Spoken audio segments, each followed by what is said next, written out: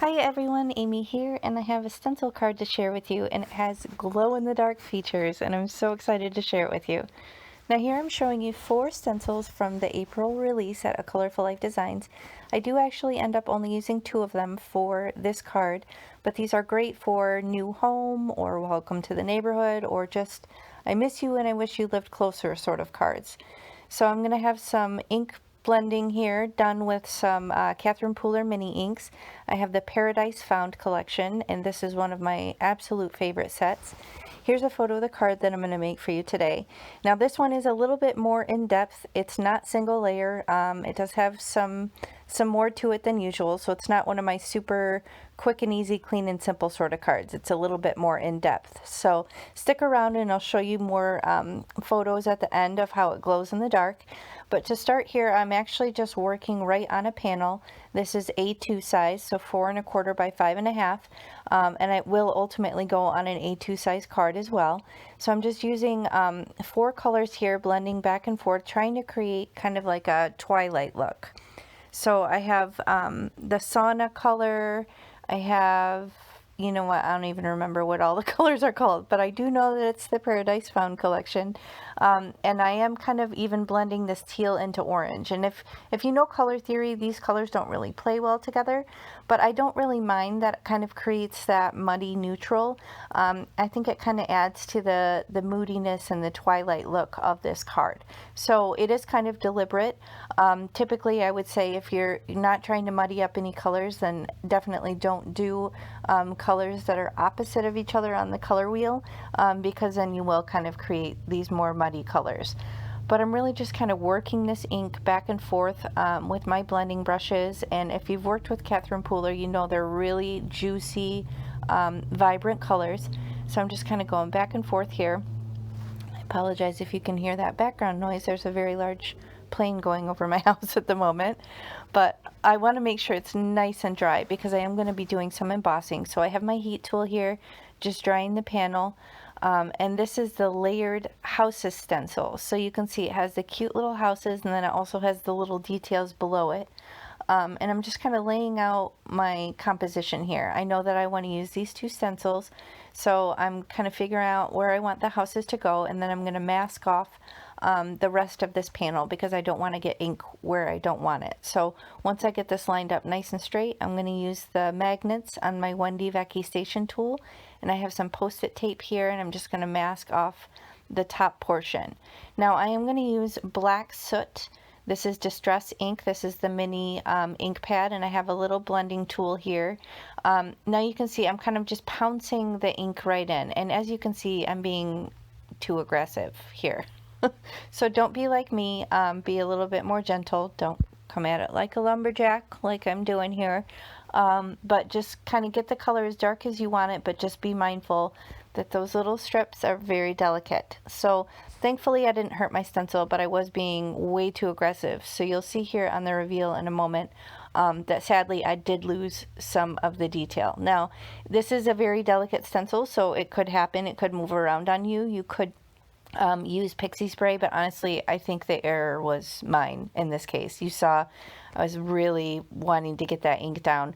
I think what I could have done, since I wanted it a darker black, I could have maybe used like a pigment ink or something just to kind of get the richness that I wanted without having to go too crazy on the design. But we're trucking forward. Like I said, I lost the detail, but that's okay. It's still going to be super cute when all is said and done.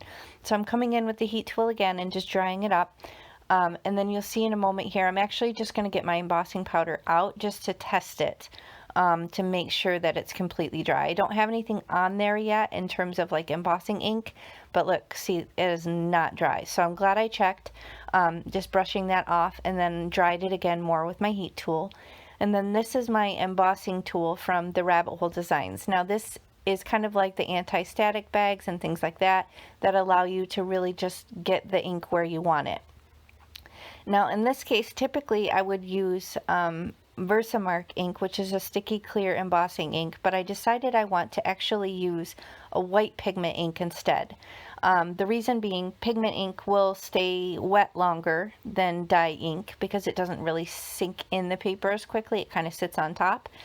so it gives you a minute to emboss with. And then there's also the added benefit that if for some reason I didn't get good coverage with the embossing powder, there would still be a little bit of a white kind of layer underneath it, just to kind of, you know, get the point across and show the detail that I wanted. So I'm just kind of pouncing a white ink pad, blending pad in there now, just to kind of lay that down. And then now I'm coming with white embossing ink, and this is Alabaster by Brutus Monroe, and I'm just really coating that on there. And you can use a little fine tiny brush to kind of brush away any other little extra bits. I have this fan brush, but I do have a smaller more detailed brush that I have on hand for, you know, really intricate areas and things like that. So here I'm just going to cook the white embossing powder, and then I'm actually going to brush it over again with the embossing tool again, because I want to do more embossing with the sentiment. So as you can see from the pictures, there's no stamping here. I'm using another stencil to create the sentiment, which is a really cool alternative if you're not into stamping or don't like stamping. So I'm just going to lay this down on the top portion of the panel, and you can see most of the card is masked off, but I do want to protect that other little bit here, just so I don't get anything where I don't want it. And again, I'm going to do the same thing and just really pounce that white pigment ink carefully through these words where it says, "I wish we lived closer." So I'm going to do the exact same thing. I'm going to bring back that white embossing powder and then just coat the panel with that, and it will stick where I've laid down that white pigment ink. So you could do this with, you know, clear Versamark ink if you wanted, but like I said, I wanted to have that extra little layer of white underneath, just in case I didn't get a good coating with the embossing powder. So I'm just going to coat this a couple times liberally and then kind of flick it and get, you know, any excess off that's where it's not supposed to be. And then I'll bring in my heat tool again. So this is just white embossing powder, but you'll see in a moment here, I'm going to come back in and show you how I made it actually glow in the dark. And I will show you images, so just stick around. I'll show you the glow in the dark feature on this card, which I thought was just super fun. So I melted that. Now here is the glow in the dark embossing powder. This is also from Brutus Monroe. Now again, I'm coating once again with this embossing tool. It's my favorite embossing tool that I have right now. It lays down this coating without me having to touch the little messy embossing bag, which I really appreciate, and it doesn't have any scent to the powder, which I also appreciate. So here I'm just laying the stencil back down and then again coating it again with this white pigment ink. Now an alternative to this would be, honestly, I didn't even really need to lay that stencil back down. I thought about it after the fact.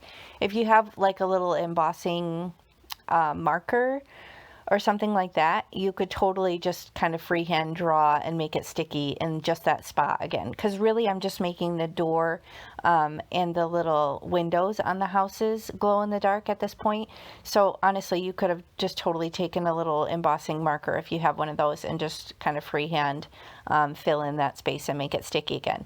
Now you won't really see anything right here, but it is glow in the dark, and I'm just wiping off the extra powder.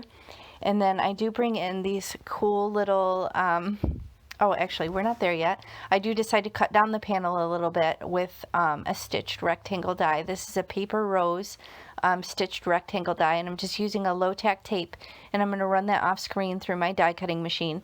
Now, typically, I would pitch this frame, but I cut it so straight this time, and it was so pretty that I thought, I want to use this in the design.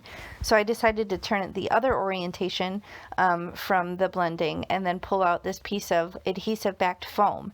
So I'm using the same die that I used to cut out the panel, and I cut out a piece of that adhesive backed foam, and I'm just attaching this card panel directly to it. So it's basically like turning that whole panel into a sticker, and it has nice even dimension behind it, so there's not going to be any sagging or any little bits that kind of get, you know, scrunched up in the mail. It's going to be nice even foam backing. And then I really want to make sure this panel sticks down well, so I have this 3/4 inch double-sided stick tape from scrapbook.com, and my hands were stuck to that foam. This stuff is no joke. So make sure you have it lined up well before you lay that down, because there's no moving it once you do. So here I'm taking the frame and using some liquid glue. It's barely art glue, and I'm just laying that on the frame, or laying the frame down directly on an A2 size card base. So again, 110-pound cardstock. And here I'm just removing the adhesive, and then here's my head. I have to get this lined up right. This is also very sticky, so you only got one shot at it, unless I guess you could lay down some liquid glue if you needed a little bit of wiggle room, but I was risking it. I was risking it there. But here I want to put some stars in, so I have a couple size 8 and size 10 gel pen, and I'm just kind of drawing in some stars. And then here, this is what I was talking about. These are little glow-in-the-dark a little glow-in-the-dark sequin mix from the Rabbit Hole Designs. Now, I have no idea if this is still available in the shop. If it is, I will link it below the video with the other items. So in the video description box, just expand and scroll down, and you'll find the links there. But how cool is this? So you can see the doors and the windows are that glow-in-the-dark embossing powder, and then those little stars from the sequin mix also glow-in-the-dark. So like I said, a little bit more in depth. If I were to do it again, I think I would hand draw in maybe a little shadow underneath the houses just to give it some grounding, but it's whimsical, it's fun, I dig it. So I hope you guys enjoyed it. If you did, please hit the thumbs up and consider subscribing, and let me know, have you worked with embossing powders that glow in the dark, or any other glow in the dark features on your card? I often forget that I have them, so when I remember to use them, it's always fun. So let me know in the comments. I'll check you next time. Thank you. Bye.